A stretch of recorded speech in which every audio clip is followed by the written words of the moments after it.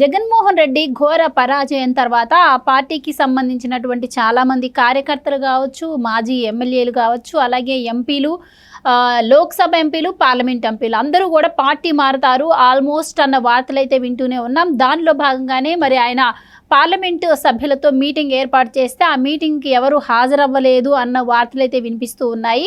మరి ఆయన పార్లమెంటు సమావేశాన్ని ఎందుకు ఏర్పాటు చేశారు, మరి 11 మంది పార్లమెంటు సభ్యులు ఉన్నటువంటి వారు ఎందుకు ఈ సమావేశానికి హాజరు కాలేదు, నిజంగానే వారు పార్టీ మారుతారా, మరి పార్టీ మారితే ఏ పార్టీలోకి వారు వెళ్ళే అవకాశం ఉంది, ఇలాంటి విషయాలన్నీ తెలుసుకుందాం. మనతో పాటు ఉన్నారు senior political journalist doctor Durga Vadlamani గారు. నమస్కారం madam. So Jaganmohan Reddy parliament సమావేశం ఏర్పాటు చేశారు, దానికి ఎంపీలందరూ హాజరు కావాలని చెప్పడం అయితే జరిగింది అని వార్తలు వస్తున్నాయి. కానీ అసలు ఆ సమావేశం నిజంగా జరిగిందా, జరిగితే మరి ఎంతమంది దానికి హాజరయ్యారు, చాలామంది డుమ్మా కొట్టారు అంటున్నారు. నిజంగానే మరి ఆ డుమ్మా కొట్టిన వాళ్ళందరూ పార్టీ మారే అవకాశం ఉందా, ఏం చెప్తారు? మీరు చెప్పినట్టుగా ఇవాళ తాడేపల్లిలో ఆయన ఎంపీలతో సమావేశం అయ్యారండి. ఒక పక్క చక్కగా ఇప్పుడే కొంచెం మదన్ మోహన్ శాంతిల గొడవలో ఇరుక్కున్న విజయసాయిరెడ్డి గారు ఓ పక్క, పొంగనూరు కూడా వెళ్ళలేక చాలా ఇబ్బంది పడి సెక్యూరిటీతో వెళ్ళిన మిథున్ రెడ్డి ఇంకో పక్క, మన గొడ్డలి తమ్ముడు అవినాష్ రెడ్డి ఓ పక్క కూర్చోబెట్టుకున్నాడు ఆయన. అంటే చూసారా ఎంత గొప్ప గొప్ప వాళ్ళు ఆయన పక్కన కూర్చున్నారు. తర్వాత వచ్చారు కొంతమంది, కానీ సాక్షిలో న్యూస్ రావట్లేదు. మీరు గమనించారంటే సాక్షిలో వివరాలు ఏం రావట్లేదు. వాళ్ళు అక్కర్లేని వార్తలు ఇస్తున్నారు, ఏదో బంగ్లాదేశ్ వార్తలు ఇస్తున్నారు, ఇంకేదో ఇస్తున్నారు తప్ప ఇక్కడ ఏం జరుగుతోంది అన్న దాని మీద మాత్రం వివరంగా వార్తలు అయితే సాక్షిలో రావటం లేదు. అసలు ఎందుకు పెట్టాడు ఈయన ఈ సమావేశం, ఈయన ఉద్దేశం ఏంటి అంటే రేపొద్దున్న లోక్సభలో రాజ్యసభలో మీరు ఏ రకంగా వ్యవహరించాలని చెప్పడానికి పిలిచాడా? ఎందుకంటే ఇప్పుడు సమావేశాలు ఉంటాయి కదా, మరి ఈయన సోమవారం ఈయన శాసనసభకి అటెండ్ అవుతాడా? ఇక్కడ ఇది కూడా ఉంది, అటెండ్ అవుతానన్నాడు కదా. ఇంకో పక్క నేను అంటే ఇక్కడ చాలా అంశాలు, ఇక్కడ ఒక్క ఈ ఎంపీల గురించి మాట్లాడుకోవడమే కాదు, జరగాల్సిన అంశాలు చాలా ఉన్నాయి కదండి. ముఖ్యంగా ఓ పక్క నేను ప్రైమ్ మినిస్టర్ అపాయింట్మెంట్ కోరాను, ఇంకో పక్క అమిత్ షా అపాయింట్మెంట్ కోరాను, మరో పక్క రాష్ట్రపతి అపాయింట్మెంట్ కోరాను అన్నాడు. దేనికి కోరతాడు?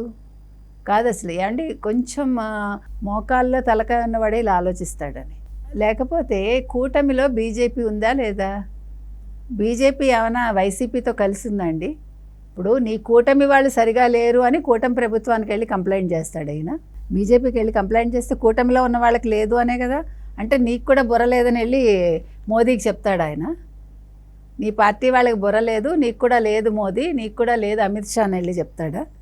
అంటే వాళ్ళ దగ్గర అపాయింట్మెంట్ తీసుకుని ఏం చెప్తాడు రాష్ట్రం గురించి? అసలు ఆలోచించాడా ఏమన్నా? అంటే ఎంత తెలివి తక్కువ నిర్ణయాలు తీసుకుంటున్నాడు ఈయన. 31 మంది అంటాడు, 36 మంది చచ్చిపోయాడు అంటాడు, వాళ్ళ ఆస్తులు ప్రైవేట్ ఆస్తులు ధ్వంసం అంటాడు. నిన్న ఇన్ని మాట్లాడాడు కదండి. ఒకదానికి ప్రూఫ్ చూపించాడా? ఒకదానికి ఒక ఎవిడెన్స్ చూపించాడా మనిషి? మాట్లాడడం కాదు కదా. మీరు ఒక పబ్లిక్ ఒక విషయాన్ని మీరు చెప్తున్నారంటే దానికి మీరు సరి అయిన మొత్తం ప్రూఫ్స్ చూపించాలి ప్రజలకి. నోరుంది కదా అని మాట్లాడేస్తే వాళ్ళు కూడా చెయ్యుంది కదా అని ఓటు ఎవడికో వేస్తారు. ఎవడు తక్కువవాడు కాదు. ప్రజలు వాళ్ళు ఎవరికి బటన్ నొక్కాలో అప్పుడు వాళ్ళకే నొక్కుతారు. నీవు నేర్పిన విద్య అని బటన్ నొక్కండి నొక్కండి 2 అన్నాడు కదా. అట్లాగా ఈయన మాట్లాడుతున్నాడు. ఎందుకు మాట్లాడుతున్నాడో తెలియదు. ఇవాళ ఎంపీలు వచ్చారండి కొద్దిమంది. ప్రతివాడు ఇంకా తప్పనిసరి పరిస్థితిలో మీరు చూస్తే కనుక ఒకటి చేతులు కట్టుకుని కూర్చున్నాడు, ఒకడు ఎక్కడో చూస్తున్నాడు ఒక ఆయన. అందరూ వింటున్నారు కానీ మనుషులు ఇక్కడ ఉన్నారు కానీ మనసులు ఎక్కడున్నాయో వాడికి తెలియదు. ఏ పార్టీలోకి జంప్ అయిపోదామా, తెలుగుదేశం వైపు జంప్ అవడానికి చాలామంది చూస్తున్నారు. గతంలో తెలుగుదేశంలో ఉన్న వాళ్ళు కూడా ఉన్నారు కదా. సో ఎవడికి వాడు వాళ్ళ వ్యూహాలు రచించుకుంటున్నారు. ఇప్పుడు జగన్మోహన్ రెడ్డి చెప్పింది వాళ్ళు వింటారా, ఎంతవరకు వింటారా అనేది సందేహాస్పదం మనకి. బికాజ్ అసలు ఇప్పుడు జగన్మోహన్ రెడ్డికే దిక్కు లేకుండా ఉన్నాడు, ఇంక వీళ్ళందరినీ ఏం చేస్తాడండి? ఇప్పుడు గతంలో ఎప్పుడైనా వీళ్ళు ఎవరితోనైనా సమావేశం అయ్యాడా ఆయన? ఫస్ట్ అది చెప్పండి. 5 ఏళ్లలో ఎప్పుడైనా ఎమ్మెల్యేలతో కానీ ఎంపీలతో కానీ సమావేశం అయ్యాడా? ఓడిపోయాక ఎందుకు సమావేశం అవుతున్నాడు? అది అందరూ అడుగుతున్నారు. ఎమ్మెల్సీలతో సమావేశం అయ్యాడు 2 సార్లు సమావేశం, ఇది 3వ సమావేశం అనుకుంటా. మొత్తం ఓడిపోయాక 40 రోజుల్లో ఆయన 3 సమావేశాలు పెట్టాడు. 5 ఏళ్లలో ఎప్పుడూ పెట్టలేదు. ఏ రోజు సమావేశం పెట్టని జగన్మోహన్ రెడ్డి 40 రోజుల్లో 3 సమావేశాలు అప్పుడే పెట్టాడు. అసలు ఇప్పుడు ఎంపీలతో ఎందుకు పెట్టాడు? ఇప్పుడు ఎంపీలు ఉన్నా కూడా నీకు ఇప్పుడు నలుగురో ఎంతమందో వాళ్ళకు ఉన్నారు, తర్వాత రాజ్యసభ ఎంపీలు ఉన్నారు వాళ్ళకి, అది కరెక్టే. కానీ వాళ్ళు జంప్ అయిపోతే నీ పరిస్థితి ఏంటి? ఈ నలుగురిలో సరే వీళ్ళెవరు వెళ్తామన్నా ఎవరు తీసుకోరు, మిథున్ రెడ్డిని ఎవడూ తీసుకోడు, ఇప్పుడు అవినాష్ రెడ్డిని ఎవడూ తీసుకోడు, అట్లా లెక్క చూసుకుంటే విజయసాయి రెడ్డిని ఎవడూ తీసుకోడు.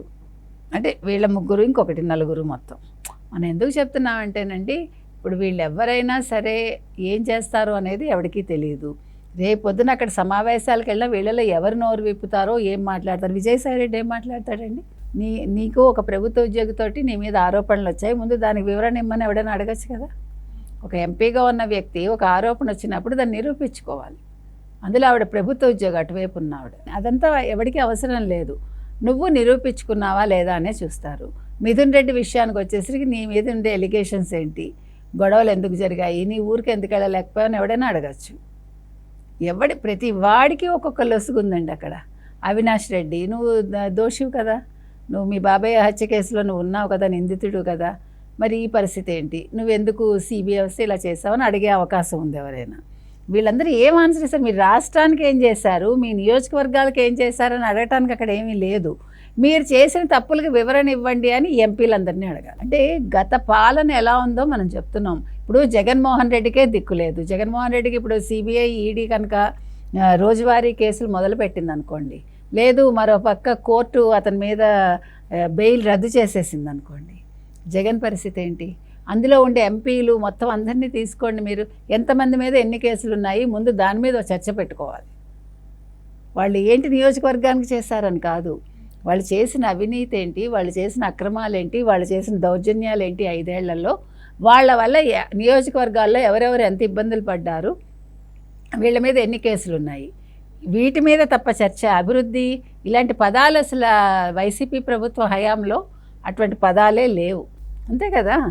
ఒక పరిశ్రమ మీరు గమనిస్తే కనుకైతే ఎలక్షన్స్కి ముందు వారం రోజుల ముందు సడన్గా వీళ్ళ అభివృద్ధి గురించి మాట్లాడటం మొదలుపెట్టి, ఒక ఇన్ఫోసిస్ వైజాగ్కి వచ్చింది, ఆ పోర్ట్లు ఏవో డెవలప్ అయ్యాయి, మెడికల్ యూనివర్సిటీస్ వస్తున్నాయి, ఇట్లా ఏవో చెప్పుకున్నారు గబగబా. మీరు గమనిస్తే కనుకైతే తర్వాత కూడా అవే మాట్లాడారు. ఒక ఐటీ మినిస్టర్ వచ్చి ఏ రోజు మాట్లాడలేదు. ఐటీ మినిస్టర్ వచ్చి ఐటీ పరిశ్రమ గురించి ఇంత డెవలప్ అయింది ఆంధ్రప్రదేశ్లోనే ఎప్పుడు మాట్లాడలేదు. కాబట్టి మనం చెప్పొచ్చేది ఏంటంటే, ఈ సమావేశాలు పెట్టుకోవటం వల్ల ప్రయోజనం లేదు. ఈయన హడావిడిగా ఇప్పుడు సమావేశం పెట్టారు, సోమవారం బహుశా శాసనసభకి రావచ్చు, వచ్చి రషీద్ ఇష్యూ ఏదో పెద్దది చేద్దాం అనుకుంటాడు ఆయన, డెఫినెట్గా అనుకుంటాడు ఆయన. కానీ రషీద్ అన్నవాడు గంజాయి తాగాడు, జిలానీ అన్నవాడు గంజాయి మత్తులో ఉండేవాడు. కాబట్టి నీ ఆధ్వర్యంలో నీ కార్యకర్తలు అంటే గంజాయికి బానిసలయ్యారు. గంజాయి నీ వల్లనే రాష్ట్రంలో ఈ రకంగా అందరికీ వెళ్ళింది. ఈ విషయాల మీద అందరూ అడగచ్చు. ఎందుకంటే ఒక గంజాయి తాగి గంజాయి మత్తులో కొట్టుకుని చచ్చిపోయిన వాళ్ళని నువ్వు వెళ్ళి పరామర్శిస్తున్నావు. ముందు వాళ్ళ మీద కేసు పెట్టాలిగా. ఇప్పుడు రషీద్ చచ్చిపోయాడు, జిలానీ సరే తెలుగుదేశం వాడే అనుకుందాము, అయినా అతని మీద కూడా కేసు పెట్టాలి కదా. ముందు గంజాయి కేసు పెట్టాలి, తర్వాత హత్య కేసు ఎలాగ పెడతారు. కాబట్టి నువ్వు ఏం చెప్పదలుచుకున్నావు అంటే, అసలు నువ్వు ఎందుకు వెళ్ళావు అక్కడికి అనే దానికి ఒక ఆన్సర్ కావాలి ప్రజలకి. గంజాయి తాగిన వాడిని నువ్వు వెళ్ళి పరామర్శిస్తావా అంటే నీ హయాంలో జరిగిన అభివృద్ధి ఇదా అని ప్రశ్నిస్తారు. కాబట్టి ఏది మీరు తీసుకున్నా కూడా ఇప్పుడు ఇవాళ ఆయన పెట్టిన సమావేశానికి అందులో ఏమీ ఉండదండి డెఫినెట్గా. ఎందుకంటే ఎవరికి అక్కడ ఇంట్రెస్ట్ లేదు. చెప్పేవాడికి ఏమైనా తెలిస్తే వినేవాడికి ఇంట్రెస్ట్ వస్తుంది, చెప్పేవాడికి తెలియదు, వినేవాడికి అసలు అక్కడ ఉండాలని లేదు. కాబట్టి ఆ సమావేశం ఒక అసందర్భంగా, అసంతృప్తిగా, అసంపూర్ణంగా జరిగి ఉంటుందండి. Right madam, thank you.